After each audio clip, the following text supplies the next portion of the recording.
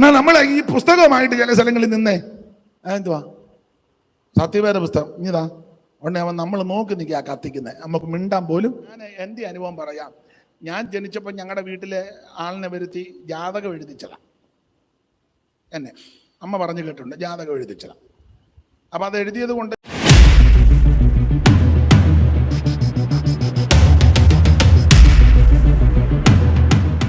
വെളിപ്പാട് പുസ്തകം 5-ാം അധ്യായത്തിന്റെ 12-ാമത്തെ വാക്യം ഒരിക്കൽ കൂടി ഷോപാസ്റ്റ് വായിച്ച് സഹായിച്ചു. അവർ അത്യുച്ചത്തിൽ അറുക്കപ്പെട്ട കുഞ്ഞാട് ശക്തിയും ധനവും ജ്ഞാനവും ബലവും ബഹുമാനവും മഹത്വവും സ്തോത്രവും ലഭിപ്പാൻ യോഗ്യൻ എന്ന് പറഞ്ഞു. ദൈവത്തിന്റെ മഹത്വം.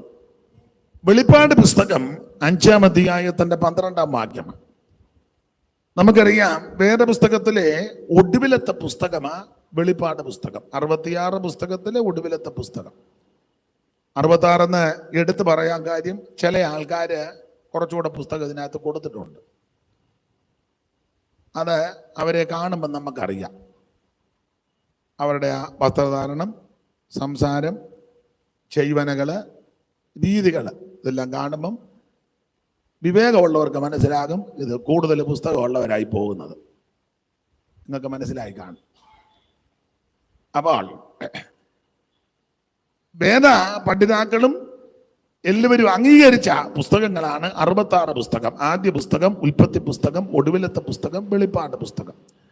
അങ്ങനെ 66 പുസ്തകം. ഇതുപോലൊരു പുസ്തകം ഉലകത്തിൽ ഉണ്ടായിട്ടില്ല, ഇനി ഉണ്ടാകുകയില്ല. ആകാശവും ഭൂമിയെല്ലാം മാറിപ്പോകും, പക്ഷേ ദൈവത്തിന്റെ വചനത്തിന്റെ വള്ളിക്കും പുള്ളിക്കും മാറ്റം വരികയില്ല.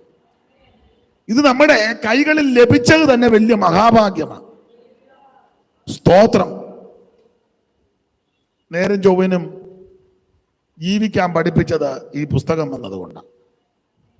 മാന്യമായിട്ട് സമൂഹത്തിൽ ഇടപെടാൻ നമ്മളെ പ്രാപ്തരാക്കി തീർത്തത് ഈ പുസ്തകം വന്നതുകൊണ്ടാണ്. സ്തോത്രം. യോഗ്യമായി വസ്ത്രം ധരിപ്പാൻ നമുക്ക് ഇടവരുത്തിയത് ഈ പുസ്തകം വന്നതുകൊണ്ടാണ്. 2 അക്ഷരം സ്കൂളിൽ പോയി പഠിപ്പാൻ ഇടയാക്കിയത് ഈ പുസ്തകം വന്നതുകൊണ്ടാണ്. സ്തോത്രം. അങ്ങനെ എന്തെല്ലാം ഗുണങ്ങളാ ഈ പുസ്തകം. എല്ലാറ്റിലുപരി നമ്മുടെ ആത്മാവിന്റെ രക്ഷയ്ക്ക് ഇത് ഉതകി. യേശുക്രിസ്തു ഏക രക്ഷകൻ, യേശുക്രിസ്തു മാത്രം ദൈവം. അവിടുന്ന് സത്യദൈവം, നിത്യദൈവം, ഏകദൈവം, സാക്ഷാൽ ദൈവം. ഈ സത്യം ഗ്രഹിച്ചത് ഈ പുസ്തകം വന്നതുകൊണ്ടാണ്. ഇല്ലെങ്കിൽ നമ്മൾ പലരും പരുവക്കേടായേനും. രാമപുരത്ത് വാര്യര് പണ്ട് കുചേലവൃത്തത്തിൽ എഴുതിയ വാരി ഞാൻ മിക്കപ്പോഴും ചൊല്ലാറുണ്ട്. പഠിച്ചിട്ടുള്ളവർക്കറിയാം, മലയാളം പഠിച്ചിട്ടുള്ളവർക്കറിയാം. അതിനകത്തൊരു വരി ഇങ്ങനെ: മൂർത്തി 330 ദേവന്മാരുമിന്ന് മൂർത്തിയായി മുപ്പാരിനു വിളക്കുമായി മാർത്താണ്ഡാഖ്യയായിരിക്കും പ്രത്യക്ഷ ദേവതയുടെ മഹാത്മ്യമോർത്തിട്ടു അപ്പോൾ ആ പദങ്ങൾ നിങ്ങൾ ശ്രദ്ധിച്ചല്ലോ. എന്നാൽ ഈ പുസ്തകം കയ്യിൽ ലഭിച്ചത് കൊണ്ട് ഏകദൈവം, സത്യദൈവം, നിത്യദൈവം, സാക്ഷാൽ ദൈവം, ജീവനുള്ള ദൈവം യേശുക്രിസ്തുവാണെന്ന് മനസ്സിലാകുവാനും അത് അംഗീകരിക്കുവാനും ആ സത്യദൈവത്തെ രക്ഷകനായി സ്വീകരിപ്പാനും ആ സത്യദൈവത്തിന്റെ കൽപ്പനകൾ നമ്മളാലാവും വിധം അനുഷ്ഠിച്ച് ജീവിപ്പാൻ നമുക്കിടയായി. അതാണ് നമ്മുടെ ആയുസ്സിലെ ഏറ്റവും വലിയ ഭാഗ്യം. കർത്താവും ഇതിനോട് അനുബന്ധിച്ചൊരു പദം പറഞ്ഞു. നമുക്കറിയാം, ഭൂതങ്ങൾ നിങ്ങൾക്ക് കീഴടങ്ങുന്നതിലൊന്നുമല്ല. ഭൂതം എവിടെല്ലാം പോകുന്നുണ്ട് അല്ലേ? നമ്മൾ പ്രാർത്ഥിക്കുമ്പോൾ ഭൂതം വരിക, ഭൂതം അധികം പോകുന്നില്ല. എന്നാൽ എത്രയോ സ്ഥലത്ത് ഭൂതത്തെ ഇറക്കുന്നു, തല്ലി ഇറക്കുന്ന സ്ഥലമുണ്ട്, ഉപദ്രവിച്ച് വിടുന്ന സ്ഥലമുണ്ട്, ഭൂതത്തെ ഇറക്കിയ ആണിയടിക്കുന്ന സ്ഥലങ്ങളുണ്ട്, പിടിച്ച് കിട്ടുന്ന സ്ഥലങ്ങളുണ്ട്. സ്തോത്രം. അത് ഭൂതം ഇറങ്ങുന്ന വലിയ അത്ഭുതമൊന്നുമല്ല. അപ്പൊ കർത്താവ് പറഞ്ഞത് ഭൂതങ്ങൾ നിങ്ങൾക്ക് കീഴടങ്ങുന്നതിൽ അല്ല, അതൊന്നുമല്ല. പിന്നെയോ നിങ്ങളുടെ പേര് സ്വർഗ്ഗത്തിൽ. സ്വർഗത്തിൽ എഴുതി. അതുകൊണ്ടാണ് സന്തോഷിക്കേണ്ടത്. ആമേൻ. സ്തോത്രം. പാടാൻ മതി, എന്നാലും ആ പാട്ട് ഇഷ്ടം. ഇവരൊക്കെ ഉള്ളത് കൊണ്ട് ഈ പാട്ട് അല്ലെങ്കിലും പാട്ടാ ഇഷ്ടം കൂടുതലും. യേശുവേ നീ സ്വർഗ്ഗത്തിൽ എന്റെ നാമം എഴുതി ആരും ഏടോ കാത്തയി ഭാഗ്യം എൻ സന്തോഷം. യേശുവേ നീ സ്വർഗ്ഗത്തിൽ എന്റെ നാമം എഴുതി ആരും ഏടോ കാത്തയി ഭാഗ്യം എൻ സന്തോഷം. ജീവന്റെ പുസ്തകത്തിൽ നമ്മുടെ പേരെഴുതി, അതാ ഏറ്റവും വലിയ ഭാഗ്യം. ഇന്ന് രാത്രി എന്നെ കേൾക്കുന്ന ആരെങ്കിലും ജീവന്റെ പുസ്തകത്തിൽ പേര് ഇതുവരെ എഴുതിയിട്ടില്ലെന്ന് ചിന്തിക്കുന്നെങ്കിൽ, അങ്ങനെ ആ ചിന്തയോടിരിക്കുന്നെങ്കിൽ നിരാശപ്പെടേണ്ട. ഒരേ ഒരു മാർഗമേ ഉള്ളൂ. ഇന്ന് രാത്രി യേശു ക്രിസ്തുവിനെ രക്ഷിതാവായി സ്വീകരിക്കുക. പേര് ജീവന്റെ പുസ്തകത്തിൽ എഴുതി. അതാണ് നമ്മുടെ ഏറ്റവും വലിയ ഭാഗ്യം. അപ്പൊ ഈ പുസ്തകത്തിന്റെ വിശേഷത ഒത്തിരിയുണ്ട്. അതെ, അധികം വിവരിക്കുന്നില്ല. കർത്താവിന്റെ മഹത്വം. ഒടുവിലത്തെ പുസ്തകമാണ് ഈ വെളിപ്പാട് പുസ്തകം. ഇതുപോലെ ഉത്തമമായ ഒരു പുസ്തകം ഉണ്ടായിട്ടുമില്ല, ഇനി ഉണ്ടാകുകയില്ല. അതുകൊണ്ടാണല്ലോ എല്ലാവർക്കും ഈ പുസ്തകത്തോട് പലർക്കും എതിര്. വേറെ പുസ്തകം ഒന്നും ആരും കത്തിച്ച് കളയുന്നതായിട്ട് കേൾക്കുന്നില്ല. ധാരാളം പുസ്തകങ്ങളുണ്ട്. കൊട്ടാരത്തിൽ ശങ്കുണ്ണിയുടെ ഐതിഹ്യമാല ഇന്ന് വരെ ആരും കത്തിച്ചെന്ന് ഞാൻ കേട്ടിട്ടില്ല. അതെല്ലാം ഷോക്കേസ് ഭദ്രമായിട്ട് ഇരിക്കുക. 4 വേദം, 6 ശാസ്ത്രം, 18 പുരാണം വന്ന ഇന്ന് വരെ ആരും കത്തിച്ചതായിട്ട് അങ്ങനെ വലിയ ശ്രുതി. അബദ്ധത്തിൽ വല്ല വിലക്ക് തീ പിടിച്ചു വല്ലതും കത്തിയെങ്കിലായി. അല്ലാതെ അതെന്നെ കയ്യിരിക്കുന്ന അത് ഋഗ്വേദം ഇങ്ങോട്ട് കത്തിക്കട്ടെ, ആരും അങ്ങനെ പറഞ്ഞിട്ടില്ല. നിങ്ങൾ കേട്ടിട്ടുണ്ടോ? അപ്പച്ചൻ്റെ ഇരിക്കുന്ന തന്നെ, എൻ്റെ ഇരിക്കുന്നത് ഭാഗവതം ദശമസ്കന്ധം.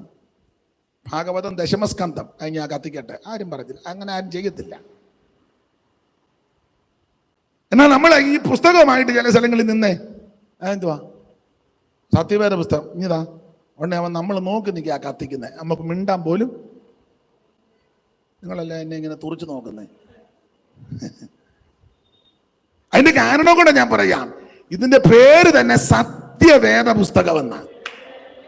അതാ ഇതിന്റെ പ്രശ്നം. ഇത് സത്യമാ. ഇതിനകത്ത് യാതൊരു വള്ളിക്കും പുള്ളിക്കും വ്യത്യാസമില്ല. മറ്റ് പുസ്തകങ്ങളിൽ പറഞ്ഞിരിക്കുന്നത് പലതും, ഏതൊക്കെ പുസ്തകമാണെന്ന് ഇപ്പം ഞാൻ വിസ്തരിക്കുന്നില്ല. പല പല പുസ്തകം അത് പറഞ്ഞിരിക്കുന്നെല്ലാം കെട്ടുകഥയും അമ്മമ്മക്കഥയും ഉമ്മാക്കി കഥയും കഴിവക്കഥയും ഇല്ലാത്തതും പൊല്ലാത്തതും എല്ലാം കൂട്ടിച്ചേർത്ത് വെച്ചിരിക്കുക. ഞങ്ങളുടെ പാപ്പച്ചൻ്റെ ഭാഷയെ പറഞ്ഞ മുഴുവൻ കുരുക്ക. എന്നാൽ ഇതിനകത്തത് വള്ളിക്കും പുള്ളിക്കും മാറ്റമില്ല. ഈ ബ്രഹ്മാണ്ഡ ഘടാകത്തെ പറ്റി, മനുഷ്യ സൃഷ്ടിയെപ്പറ്റി, ഭൂചര കേചര വസ്തുക്കളെപ്പറ്റി, വാനഗോളങ്ങളെപ്പറ്റി, മനുഷ്യന്റെ അവസ്ഥയെപ്പറ്റി, ജനനത്തെപ്പറ്റി, മരണത്തെപ്പറ്റി, മരണാനന്തര ജീവിതത്തെപ്പറ്റി, നിത്യതയെപ്പറ്റി, 1000 ആണ്ട് വാഴ്ച, ഈ ഭൂമിക്ക് എന്ത് സംഭവിക്കും, ലോകത്തിന് എന്തോ സംഭവിക്കും, പ്രകൃതിക്ക് എന്തോ സംഭവിക്കും എന്ന് വേണ്ട മുഴുവൻ കാര്യങ്ങളും ഇതിനകത്ത് രേഖപ്പെടുത്തി. ഇതുപോലൊരു പുസ്തകം വേറെ ഇല്ല. അതുകൊണ്ട് ഈ പുസ്തകം എടുത്തതും ഇത് കൊണ്ടു നടക്കുന്നത് തന്നെ വലിയ മഹാഭാഗ്യമാണ്. അതെ, അങ്ങനെ പോയാൽ ആ നിലയിൽ പോകും. നമ്മള് ഒടുവിലത്തെ പുസ്തകമാകുന്ന വെളിപ്പാട് പുസ്തകമാണ് വായിച്ചത്. ഈ വെളിപ്പാട് പുസ്തകത്തിന് ഒരു വിശേഷത വേദ പഠിതാക്കൾ ഇതിന് കൊടുത്ത്, എന്നാലും ഞാൻ സൂചിപ്പിച്ചതാ, നിങ്ങൾക്കും അറിയാം. ഇതിനകത്ത് ഒരു വിശേഷ പദം വേദപഠിതാക്കൾ കൊടുത്തിരിക്കുന്നത് ഇത് ഏടുകളുടെ പുസ്തകമാണ്. ഏടുകൾ, ധാരാളം ഏഴിന്റെ കണക്ക് ഈ വെളിപ്പാട് പുസ്തകത്തിലുണ്ട്, ഇല്ലയോ? 7 ഏതൊക്കെ 7? 7 പൊൻനില വിളക്ക്, 7 നക്ഷത്രം, 7 സഭ. പറഞ്ഞു.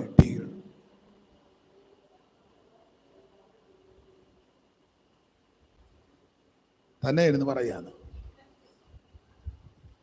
ഈ പുസ്തകത്തിന്റെ വിശേഷത ഏടുകളുടെ പുസ്തകമാണ്.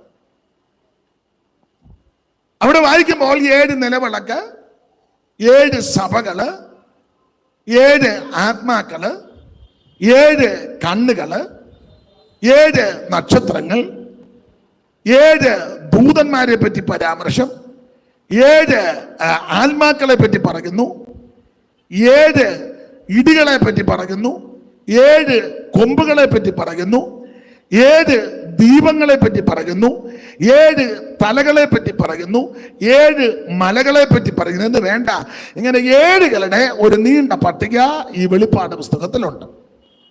അതുകൊണ്ട് വേദ പഠിതാക്കൾ ഈ പുസ്തകത്തിന് കൊടുത്തിരിക്കുന്ന വേറൊരു വിശേഷണ പദം 7കളുടെ പുസ്തകം. ഈ പുസ്തകം എഴുതാനുള്ള പശ്ചാത്തലം കർത്താവിന്റെ അരുമ ശിഷ്യനായിരുന്ന അവിടുത്തെ മാറോട് ചേർന്നിരുന്ന യോഹന്നാൻ അപ്പോസ്തലൻ യേശുക്രിസ്തുവിന്റെ സാക്ഷ്യവും വചനവും ഒക്കെ നിമിത്തം പത്മോസ് എന്ന ദ്വീപിൽ തന്നെ നാട് കടത്തി. അടിപിടി കേസിൽ നാട് വിട്ടതല്ല യോഹന്നാൻ. നമ്മുടെ ചില ആൾക്കാർ സ്വന്തം നാട്ടിൽ അടിപിടി ഉണ്ടാക്കി നാട് വിട്ട് പിന്നെ എങ്ങനെയോ രക്ഷിക്കപ്പെട്ട് അങ്ങനെയൊക്കെ ചിലർ ശുശ്രൂഷകരാകും, അങ്ങനെയൊക്കെ ആകുന്നവരുണ്ട്. ഞാനതിനെ എതിർക്കുന്നില്ല. പിന്നെ അവർ ഫയർ മീറ്റിങ്ങും പവർ കോൺഫറൻസും നമ്മൾ വർഷങ്ങൾ കഴിഞ്ഞ് നമ്മൾ കാണുമ്പോൾ എവിടെ വീട്, നമ്മുടെ വീട് തിരുവല്ലയിൽ.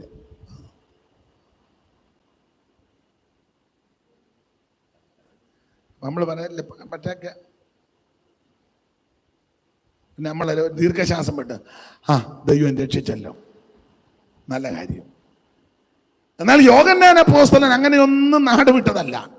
താൻ നാട് വിടാനുള്ള കാര്യം 1-ാം അധ്യായത്തിന്റെ 9 ഒന്ന് വായിച്ചു. 1:9.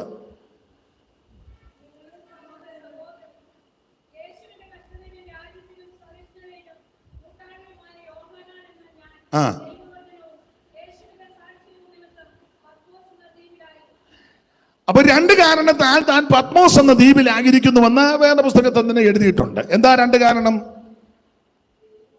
1 ദൈവവചനം, പിന്നെ 2 യേശുക്രിസ്തുവിന്റെ സാക്ഷ്യം. ഈ ദൈവവചന നിമിത്തമാ തന്നെ നാട് കടത്തിയത്. ഒരു കാരണം. ഞാനൊരു കാര്യം നിങ്ങളോട് പറയാം, ശരിയായ നിലയിൽ വചനം പ്രസംഗിച്ച പ്രശ്നം ഉണ്ടാകും. ഞാനും നിങ്ങളിൽ പലരും ശരിക്ക് വചനം പറയുന്നില്ല. നമ്മളെല്ലാവരും പൊത്തുപരുത്തത്തിൽ കൊണ്ടുപോവാം. ബേച്ചാന് പ്രയാസം ഉണ്ടാകരുത്, തങ്കമാമയ്ക്ക് ബുദ്ധിമുട്ട് വരരുത്, അവറാച്ചൻ പിണങ്ങരുത്, കറിയാച്ചനെ ഇടയരുത്, മേരി കുഴയരുത്, എങ്ങനെയും ഒരു സഭയിൽ നിൽക്കണം. കൂടുതൽ ദശാംശം തരുന്ന അച്ചായൻ ഇത് പ്രസംഗിച്ച് കേട്ടെങ്ങാനും സഭ വിട്ട് പോകരുത്. പുള്ളിയാന്ന് കൂടെ നമുക്ക് എന്തെങ്കിലുമൊക്കെ തരുന്നതാ. നമ്മൾ ആ വിഷയം പറയണ്ട പുള്ളിക്ക്, കാരണം പുള്ളി ബ്ലേഡാണ്. അപ്പോൾ നമ്മൾ 15-ാം സങ്കീർത്തനം എടുക്കണ്ട, വേറെ 149 സങ്കീർത്തനം കിടക്കില്ലയോ. എന്തിനാ 15 എടുക്കുന്നത്? പുള്ളിക്കൊരു പ്രശ്നം ഉണ്ടാകില്ലേ, സഭയ്ക്കകത്ത് ബ്ലേഡാ. അപ്പൊ 15 എടുക്കണ്ട, പുള്ളിയുള്ള ഞായറാഴ്ച 91 എടുക്കണം. ഒരനർത്ഥവും നിനക്ക് ഭവിക്കുകയില്ല. അപ്പോൾ പുള്ളി പറയും അടുത്ത ആഴ്ച ഞങ്ങൾ വരുന്നുണ്ടെന്ന്. നിങ്ങൾക്ക് മനസ്സിലാകാഴിയാണോ അതോ നിങ്ങൾ നിങ്ങൾക്ക് മനസ്സിലാകണം. പിന്നെ സ്തോത്രം, ശരിയായ നിലയിൽ തിരുവചനം സംസാരിച്ചാൽ പ്രശ്നം ഉണ്ടാകും. അപ്പോസ്തല പ്രവർത്തികളുടെ പുസ്തകം 3-ാം അധ്യായം മുതൽ അങ്ങോട്ട് പഠിച്ചേ. പ്രശ്നങ്ങളല്ലേ, കൂക്ക് വിളിക്കുകയും കല്ലും പൂടി എല്ലാം മാരി എറിയുകയും. യാക്കോബിനെ ആന്നെ കണ്ടിച്ചു, തേബാനുസിനെ കല്ലെറിഞ്ഞു കൊന്നു. അവർ അതിന് മാന്തിയിട്ടല്ല, ആരുടെയും പൈസ അടിച്ചു മാറ്റിയതല്ല, പഴക്കം പുക്കാറുണ്ടാക്കാൻ പോയതല്ല. സ്തോത്രം, തിരുവചനം ശരിക്ക് പറഞ്ഞതാ. ഇന്ന് മിക്ക ഇടങ്ങളിലും മിക്ക സഭകളിലും മിക്ക സ്ഥലങ്ങളിലും തീർത്ത് കാര്യം പറയുന്നില്ല. അതുകൊണ്ട് മുഴുവൻ പ്രശ്നങ്ങളല്ലേ. പിന്നെ അങ്ങനെ പറയാതിരുന്ന ആള് കൂടും കേട്ടോ, ഇഷ്ടംപോലെ ആള് കൂടും. നമ്മൾ പറയും നല്ല ഗ്രോത്താ. അവര് തുടങ്ങിയിട്ട് കുറച്ച് നാളേ ഉള്ളൂ, പക്ഷേ സ്തോത്രം. ഇത് ആള് കൂട്ടുന്ന മാർഗമല്ല. ആള് കൂട്ടാനാന്ന് എന്തെല്ലാം മാർഗമുണ്ട്. രണ്ടുപേരെ ഉള്ളെങ്കിലും അങ്ങ് ചെല്ലുക എന്നുള്ളതാ വിഷയം. ഞങ്ങളുടെ ഒരു ദൈവദാസം പറയാറുണ്ട്, തങ്കമ്മയെ പാടി പ്രാർത്ഥിച്ച് നരകത്തിൽ പോകരുത്. അവിടെ ചെന്നാൽ പാടാൻ നോക്കത്തില്ല, അവിടെ മുഴുവൻ പല്ലുകടിയാ. ഈ പാട്ടെല്ലാം പാടിയേച്ച് നരകത്തിൽ ചെന്ന് വീട്, അവിടെ പാടാനും ഒക്കത്തില്ല, മുഴുവൻ പല്ല് കടിച്ച് ഊപ്പാട് വരിക. അതേസമയം പാടി പ്രാർത്ഥിച്ച് അങ്ങ് ചെല്ലുകയാണെങ്കിൽ അവിടെ പാട്ടാ, അവിടെ പ്രസംഗമില്ല. ഇവിടെ കേൾക്കുന്ന പ്രസംഗം അനുസരിച്ച് ജീവിച്ചാൽ അവിടെ ചെന്നാ പാടാം. സാറ് പാടിയൊരു പാട്ടുണ്ടല്ലോ, ആനന്ദ കുയിലേ ജീവ വസന്ത ഋതു ആരംഭിച്ചില്ലേ, ജീവ ആനന്ദ കുയിലേ ജീവ വസന്ത ഋതു ആരംഭിച്ചില്ലേ, ജീവ വൃക്ഷ കൊമ്പിൻ മീതിലിരുന്നു ജീവമോട്ടി മധുരമായി പാടുക നിദിനവും കാരുണ്യ പൂരാ കടലേ കരളലിയുക ദിനമനു കാരുണ്യ പൂരാ കടലേ കരളലിയുക ദിനമനു കാരുണ്യ പൂരാ കടലേ.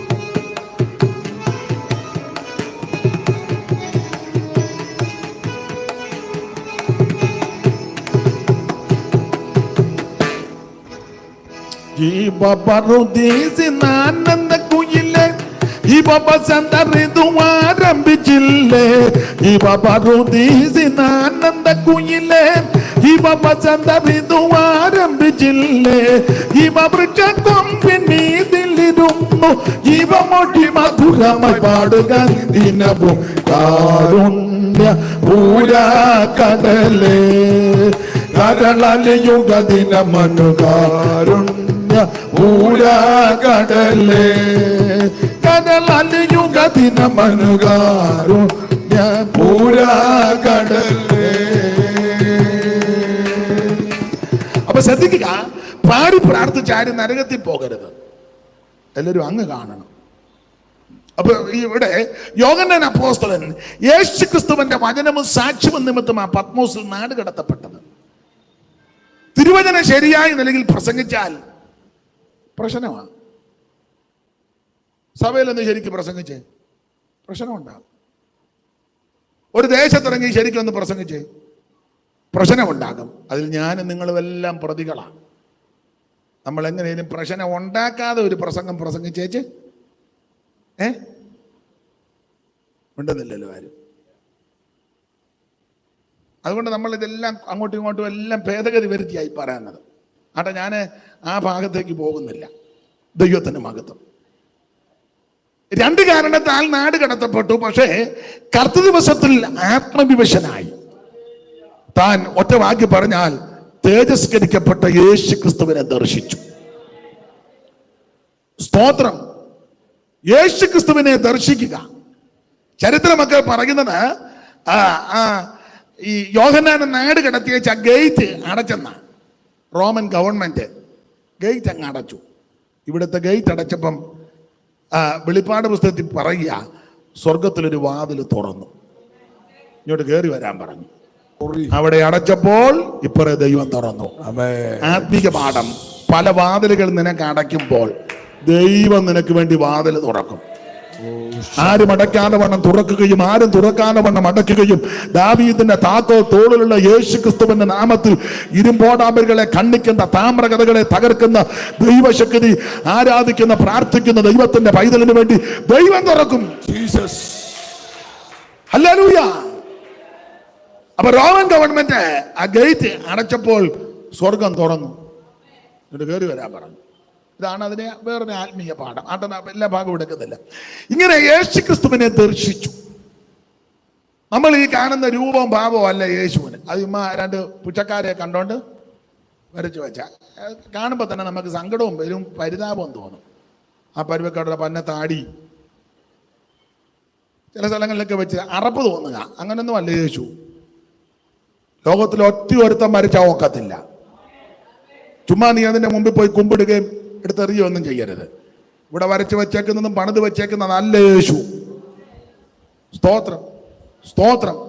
അണ്ട ചങ്ങനാശ്ശേരി നിന്നോട്ട് പോരുമ്പോൾ നമ്മൾ സൈഡിലുണ്ട്. നമ്മൾ തോന്നുന്നു ആടാന്നോ പട്ടിയാന്നോ കുറുക്കനാണോ എന്ന് സംശയമാണ്. നിങ്ങൾ ശ്രദ്ധിച്ചിട്ടുണ്ടോ എന്നറിയത്തില്ല.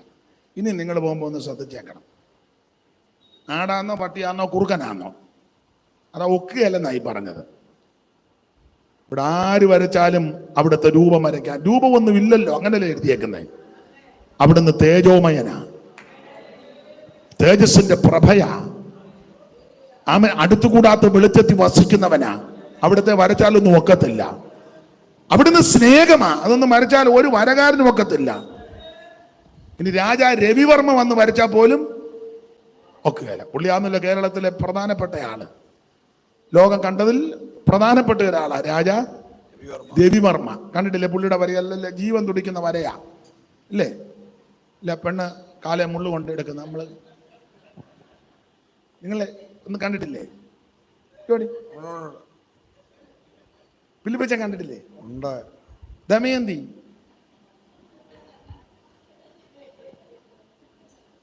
അരയന്നത്തിൻ്റെ അവിടെ ഇങ്ങനെ നമ്മൾ ചോദിക്കും, എന്നാ വച്ച കുറേ നേരമായിട്ട് ഇവിടെ നിൽക്കുന്നെന്ന് ചോദിച്ചു പോകും. ആ പരുവത്തിനാ പുള്ളി. നിങ്ങളൊന്നും കണ്ടിട്ടില്ല? നിങ്ങൾ കണ്ടതൊന്നും പറയാതിരിക്കുന്നതാ നല്ലത്.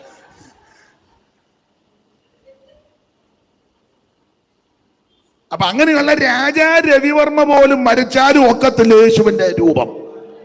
ലോകത്തിൽ ഒരു വരകാരം വരച്ചാലും ഒക്കത്തില്ല. മാറത്ത് പൊൻകച്ച് കെട്ടിവൻ ചുട്ടുപടിപ്പിച്ച് വെള്ളോട്ടിന് സദൃശമുള്ള പാനമുള്ളവൻ 7 നക്ഷത്രം വലങ്കയിൽ പിടിച്ച് 7 പൊന്നിൽ വിളക്കട നടുവിൽ നിലയങ്ക ധരിച്ച് അവൻ നക്ഷത്രങ്ങൾ വലങ്കയിൽ പിടിച്ച് നിലവിളക്കട നടുവിൽ അവൻ നടകൊള്ളുന്ന അവൻ നസറായനെ ആര് വരച്ചാലും ഒക്കത്തില്ല. ജീസസ് 7 പൊന്നില വിളക്കുകൾ നടുവിൽ നിലയങ്കി ധരിച്ചും 7 നക്ഷത്രം വലങ്കയിലും മാർവിൽ പൊൻകാച്ച പൂണ്ടും വായിലിരു മുനവാളും അഗ്നിജ്വാല പോലെ കണ്ടു ഉള്ള മാനവ മകൻ സ്തുതിപ്പിൻ യേശുദേവനെ ഹല്ലേലൂയ പാടി സ്തുതിപ്പിൻ യേശുദേവനെ. കാലുകൾ ഉലകിൽ കാച്ചി പഴുപ്പിച്ച നല്ല പിച്ചളക്കൊത്തതും ചേലൊടുമുഖ പാപമാദിത്യൻ ശക്തിയോടും പ്രകാശിക്കും പോലെയും തലമുടി ധവള പഞ്ഞി പോലെ ഇരിക്കുന്ന ദൈവ സ്തുതിപ്പിൻ യേശുദേവനെ ഹല്ലേലൂയ പാടി സ്തുതിപ്പിൻ യേശുദേവനെ. കരമുയർത്തി ദൈവത്തിന് മഹത്വം കൊടുക്കുക. എനിക്ക് നല്ലതുപോലെ പാടി പ്രസംഗിച്ചാൽ കൊള്ളാമെന്നുണ്ട്. ഇന്ന് അതിന് മുതിരുന്നില്ല. കൃത്യം 9 ആകുമ്പോൾ നമ്മുടെ യോഗം അവസാനിപ്പിക്കണം. എങ്കിലും നിങ്ങൾ സഹകരിക്കുന്നതിന് നന്ദി. ദൈവം നിങ്ങളെ അനുഗ്രഹിക്കട്ടെ. അപ്പോൾ അവിടുന്ന് തേജസ്സിന്റെ ദൈവമാണ്. 1-ാം അധ്യായത്തിൽ തേജസ്കരിക്കപ്പെട്ട ക്രിസ്തുവിനെ യോഹന്നാൻ ദർശിക്കുന്നു. 2-3 അധ്യായങ്ങളിൽ 7 സഭയ്ക്കുള്ള ദൂത, Ephesus, Smyrna, Pergamos, തുയതൈര, Sardis, Philadelphia, ലവോദിക്ക ആദിയായ 7 സഭകൾക്കുള്ള ദൂത്. 4-ാം അധ്യായം പഠിക്കുമ്പോൾ വിവാദ അധ്യായമാണ്. ചിലർ പറയുന്നത് സഭ എടുക്കപ്പെടുന്നില്ലെന്നും ചിലർ എടുക്കപ്പെടുന്നെന്നും, ചിലർ പറയുന്നത് 7 വർഷത്തിന്റെ പ്രാരംഭത്തിൽ എടുക്കപ്പെടുമെന്നും, ചിലർ പറയുന്ന പകുതിക്ക് ആ സഭ എടുക്കപ്പെടുന്നെന്നും, ചിലർ പറയുന്നത് 7 കഴിഞ്ഞേച്ച എടുക്കപ്പെടുന്നത്, ചിലർ പറയുന്നത് അങ്ങനൊരു സംഭവമേ ഇല്ലെന്നാണ്.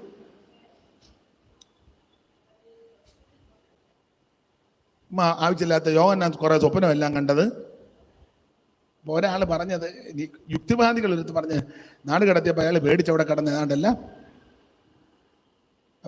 പേടിച്ചാലും സ്വപ്നം കാണും. അപ്പം നാട് കടത്തി ആരുമില്ലാഞ്ഞപ്പോൾ അങ്ങേരെ അവിടെ കിടന്ന് പേടിച്ച് ഏതാണ്ടല്ല കണ്ടു. അതെല്ലാം കൂടെ കുറിച്ച് വെച്ചത് കണ്ടോണ്ട് കുഞ്ഞുഞ്ഞമ്മ ഇളകരുതെന്ന്. ഇത് ദൈവം തനിക്ക് വെളിപ്പെടുത്തി കൊടുത്തതാ. 1-1 വായിച്ച 1-1. ഇത് യോഹന്നാന്റെ പേക്കിനാവല്ല, യേശുക്രിസ്തുവിന്റെ വെളിപ്പാട്. യേശുക്രിസ്തുവിന്റെ വെളിപ്പാട്. അപ്പൊ യോഹന്നാൻ കണ്ട സ്വപ്നമൊന്നുമല്ല, ഇത് യേശുക്രിസ്തുവിന്റെ വെളിപ്പാടാ. സ്തോത്രം. യേശു ക്രിസ്തുവിന്റെ വെളിപ്പാട്. പിന്നെ വേഗത്തിൽ സംഭവിപ്പാനുള്ളത് തന്റെ ദാസന്മാരെ കാണിക്കേണ്ടതിന് ദൈവം അത് അവന് കൊടുത്തു. വേഗത്തിൽ സംഭവിപ്പാനുള്ളതാ. അന്നേരം ഒരു ഗ്രൂപ്പുകാര് ഇപ്പോഴൊക്കെ കുഴപ്പമില്ല, നേരത്തെ പറഞ്ഞു തുറക്കരുതെന്ന്. തുറക്കുകയേ അരുത്. അവരത് തുറക്കാതെ അടച്ചോണ്ട് ഇവിടുന്ന് എല്ലാവരും കൂടെ ഒന്നിച്ച് അപ്പുറത്തെ വീട്ടിൽ കൊണ്ട് കൊടുത്തു. ഉടനെ അവരെടുത്തൊരു 3-4 ഉമ്മ. അവിടുന്ന് കുറച്ച് ദിവസം കഴിഞ്ഞപ്പം നിങ്ങൾക്ക് മനസ്സിലാകുന്നില്ല. സ്തോത്രം. ഇത് വീട് തോറും ഉമ്മ വെച്ച് നടക്കാനല്ല, പുസ്തകം തുറന്ന് ഇനി വായിക്കണം. സ്തോത്രം. തിരുവചനത്തിന്റെ കാര്യങ്ങൾ മനസ്സിലാക്കണം. തിരുവചനത്തെയും ദൈവശക്തിയെയും തിരിച്ചറിയണം. സ്തോത്രം. നിന്റെ കണ്ണുകളെ പ്രകാശിക്കണം. നിന്റെ ന്യായപ്രമാണത്തിലെ അത്ഭുതങ്ങളെ കാണേണ്ടതിന്. അതാ ന്യായപ്രമാണത്തിൽ അത് അടച്ചു വെച്ചാൽ അങ്ങനെ അത് തുറക്കണം. പിന്നെ പെന്തിക്കോസുകാര് ഇതിന് വലിയ വില കൊടുക്കുന്നില്ലെന്നാ എനിക്ക് തോന്നുന്നത്. ഏതാ വാക്യത്തിനല്ല, പുസ്തകം. ചില പുസ്തകമൊക്കെ കൊണ്ടു നടക്കുന്ന കണ്ടില്ലേ, ലാഘബുദ്ധിയോടാ. പുസ്തകം എടുത്ത് ചുമ്മാ അവിടോട്ട് അങ്ങിടുക. പിന്നെ ഞായറാഴ്ച ആ പുസ്തകം തപ്പുന്നത്. എന്ത് ചെയ്യാ, എൻ്റെ ബൈബിള്. ഞാൻ ആ ഭാഗത്തേക്കൊന്നും പോകുന്നില്ല. എന്തായാലും കൊള്ളാം. 4-ാം അധ്യായത്തിൽ സഭ എടുക്കപ്പെടുക. 5-ാം അധ്യായം വെളിപ്പാട് പുസ്തകം 5:12 നമ്മൾ വായിച്ചത്. കമ്പിവാചകം പോലെ പറയാം. 5-ാം അധ്യായത്തിലെ വിഷയം ഒറ്റവാക്കി പറഞ്ഞാൽ ഈ ഭൂമിയുടെ വീണ്ടെടുപ്പാണ്. ഈ ഭൂമിയുടെ വീണ്ടെടുപ്പ് നടക്കുക. കാരണം 5-ാം അധ്യായം പഠിക്കുമ്പോൾ ഒരു പുസ്തകം, മുദ്രയിട്ടൊരു പുസ്തകം കാണുന്നു. 5:1 മുതൽ വായിച്ചേ. ഞാൻ സിംഹാസനത്തിലിരിക്കുന്നവന്റെ വലങ്കയിൽ അകത്തും പുറത്തും എഴുത്തുള്ളതായി 7 മുദ്രയാൽ മുദ്രയിട്ടൊരു പുസ്തകം കണ്ടു. അകത്തും പുറത്തും എഴുത്തുള്ളതായി. ചുമ്മാ ഒരു പുസ്തകമല്ല, എഴുതിയ പുസ്തകമാണ്. അകത്തും പുറത്തും എഴുത്തുള്ളതായി. ആ പുസ്തകം തുറക്കുവാനും അതിന്റെ മുദ്ര പൊട്ടിക്കുവാനും യോഗ്യൻ ആരുള്ളൂ എന്ന് അത്യുച്ചത്തിൽ ഘോഷിക്കുന്ന ശക്തനായ ഒരു ദൂതനെയും കണ്ടു. അടുത്തത്, പുസ്തകം തുറപ്പാനോ നോക്കുവാനോ സ്വർഗത്തിലും ഭൂമിയിലും ഭൂമിക്ക് കീഴിലും ആർക്കും കഴിഞ്ഞില്ല. അതെ, വിവരിക്കുന്നില്ല. അപ്പൊ ഇത് ഭൂമിയുടെ വീണ്ടെടുപ്പ് നടക്കുക. ഇതിന്റെ ആധാര വിഷയമായി പറയുന്നത്. യിരെമ്യാ പ്രവചനത്തിൽ നിന്നൊക്കെ വാക്യമെടുത്താൽ തെളിയിക്കേണ്ടത്. ആ ഭാഗത്തേക്ക് ഇപ്പൊ പോകുന്നില്ല. ഈ ഭൂമി ശപിക്കപ്പെട്ട ഭൂമിയാ. ഉൽപ്പത്തി 3-ൽ ദൈവം ആദമിനോടുള്ള ബന്ധത്തിൽ പറഞ്ഞു, നിന്റെ നിമിത്തം ഭൂമി ശപിക്കപ്പെട്ടിരിക്കുന്നു. ഈ ഭൂമി ശാപമുള്ള ഭൂമിയാ. ഈ ഭൂമിയുടെ ശാപം അടിച്ചു മാറ്റി അതിനെ വീണ്ടെടുക്കുന്നത് വെളിപ്പാട് 5. അതിന്റെ ആധാരമെല്ലാം ക്രമീകരിച്ച് അത് എഴുത്തുകുത്തുകളെല്ലാം നടത്തി ഇതിന്റെ ശാപമെല്ലാം അഴിച്ച് അതിനെങ്ങോട്ട് വീണ്ടെടുക്കും. അതാണ് വെളിപ്പാട് 5. സൈമൺ സാർ അതിനെ പരാമർശിക്കുന്ന ഒരു വരി പാടിയിട്ടുണ്ട്. ഇങ്ങു ശാപം നിറഞ്ഞ ഇങ്ങു ശാപം നിറഞ്ഞ നീങ്ങി പൂതു തായിടും നീങ്ങി പൂതു തായിടും മംഗളം മംഗളമായി നീ വാഴും നമ്മളെല്ലാരും മംഗളം.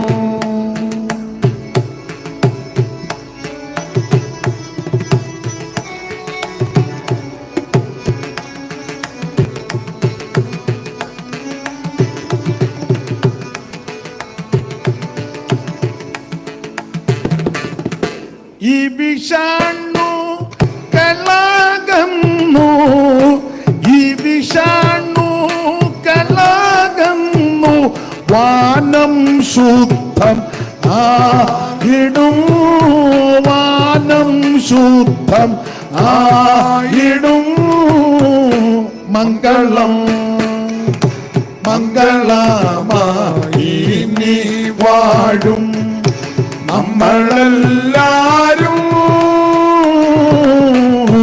മംഗളം മംഗളം മംഗളം. അപ്പൊ ഈ ഭൂമിയുടെ ശാപം മാറ്റും. അതാ വെളിപ്പാട് 5. അപ്പൊ ഈ പുസ്തകം വാങ്ങുവാനും പുസ്തകത്തിന്റെ മുദ്ര പൊട്ടിക്കാൻ ആരെങ്കിലും യോഗ്യനുണ്ടോ എന്ന് ചോദിച്ചു. മൂപ്പന്മാരൊരുത്തം പറഞ്ഞു ആരുമില്ലെന്ന് അത്യുച്ചത്തിൽ ഒരു ഘോഷം കേട്ടു, ശബ്ദം കേട്ടു. പക്ഷേ അപ്പോൾ മൂപ്പന്മാരിൽ ഒരുത്തൻ എന്നോട് കരയണ്ട. അപ്പൊ യോഹന്നാൻ ആരുമില്ലെന്ന് കേട്ടപ്പോൾ കരഞ്ഞു. കരഞ്ഞപ്പോൾ മൂപ്പന്മാരൊരുത്തം എന്ന് പറഞ്ഞ് കരയേണ്ട, യഹൂദാ ഗോത്രത്തിലെ സിംഹവും യഹൂദാ ഗോത്രത്തിന്റെ സിംഹവും ദാവീദിന്റെ വേരുമായവൻ പുസ്തകവും അതിന്റെ 7 മുദ്രയും തുറപ്പാൻ തക്കവണ്ണം ജയം പ്രാപിച്ചിരിക്കുന്നു. ഇതാണ് ഈ 5-ാം അധ്യായത്തിലെ പ്രധാനപ്പെട്ട വിഷയം. അകത്തും പുറത്തും എടുത്തുള്ള ആ ഒരു മുദ്രയിട്ട പുസ്തകം, അത് സിംഹാസനത്തിൽ ഇരിക്കുന്നു. അവിടുത്തെ കൈകളിൽ പുസ്തകം ഇരിക്കുന്നു. ആ പുസ്തകം ഇങ്ങോട്ട് വാങ്ങി മുദ്ര പൊട്ടിക്കുവാൻ യോഗ്യനായിട്ട് ആരേലും ഉണ്ടോ? ആരുമില്ലെന്ന് കേട്ടപ്പോൾ യോഹന്നാൻ കരഞ്ഞു. അപ്പോൾ മൂപ്പന്മാർ ഒരുത്തമെന്ന് പറഞ്ഞ് കരയണ്ട, യഹൂദാ ഗോത്രത്തിന്റെ സിംഹമായവൻ, ദാവീദിന്റെ വേരായവൻ, അവൻ പുസ്തകം വാങ്ങുവാനും മുദ്ര പൊട്ടിക്കുവാൻ യോഗ്യനാണ്. സ്തോത്രം. അങ്ങനെ കുഞ്ഞാട് വന്ന് പുസ്തകം വാങ്ങുന്നു, ഇതിന്റെ മുദ്ര പൊട്ടിക്കുന്നതാണ് 6-ാം അധ്യായം മുതൽ. 7 മുദ്രയിൽ 1-ാമത്തെ മുദ്ര മുതൽ അങ്ങോട്ട് പൊട്ടിക്കുക. 6-ാം അധ്യായത്തിൽ 6 മുദ്രയാ പൊട്ടിക്കുന്നത്. 6-ന്റെ ഒന്ന് വായിച്ചേ. കുഞ്ഞാട് മുദ്രകളിൽ ഒന്ന് പൊട്ടിച്ചപ്പോൾ നീ വരിക എന്ന് 4 ജീവികളിൽ ഒന്ന് ഇടിമുഴക്കം പോലെ പറയുന്നത് ഞാൻ കേട്ടു. അപ്പോൾ ഞാൻ ഒരു വെള്ളക്കുതിരയെ കണ്ടു. അപ്പൊ താഴോട്ട് പഠിക്കുമ്പോ വെള്ളക്കുതിര, മഞ്ഞക്കുതിര, ഇങ്ങനെ കുതിരകള്. 6-ാം അധ്യായത്തിൽ 6 മുദ്ര, മൊത്തം 7 മുദ്രയാ. 6-ാം അധ്യായത്തിൽ 6 മുദ്ര. 6-ാം മുദ്ര പൊട്ടിക്കുമ്പോൾ ഇവിടെ നാശക്കൊള്ളി പിന്നെയും കൂടുക. 6-ന്റെ 12.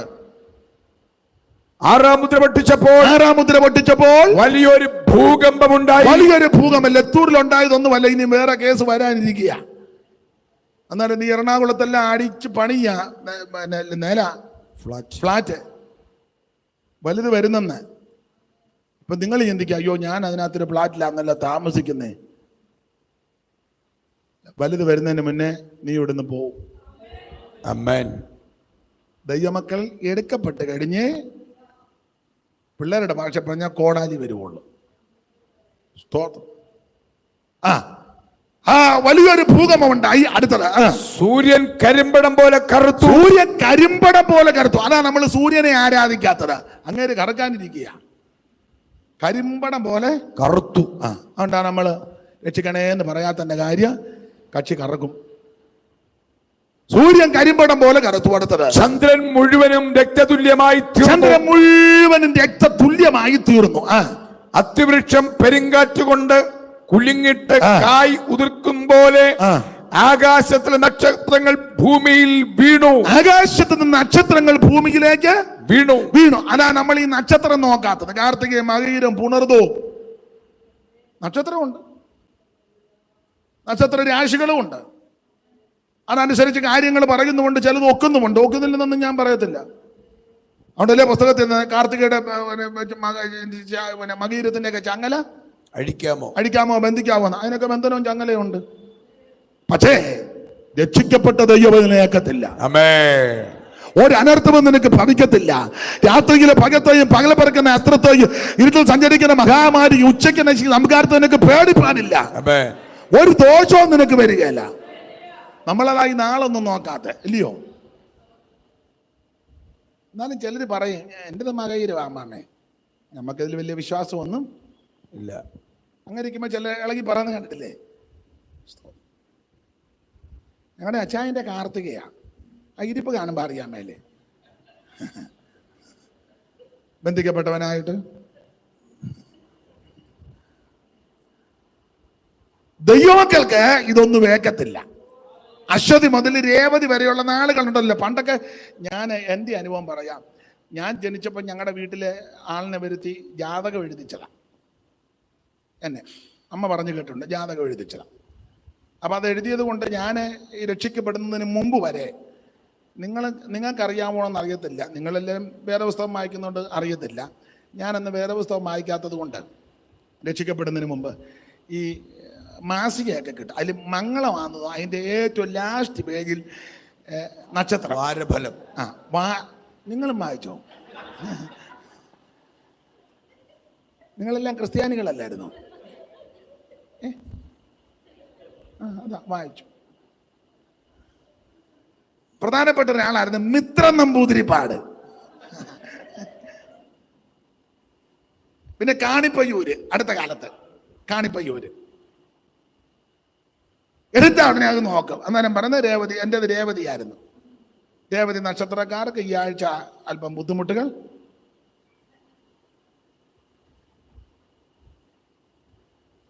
അത് രക്ഷിക്കപ്പെടുന്നതിന് മുമ്പ്, രക്ഷിക്കപ്പെട്ടതിന് ശേഷം നീ അത് നോക്കരുത്, ആചരിക്കരുത്, അനുഷ്ഠിക്കരുത്, പറയുക പോലും വരുത്.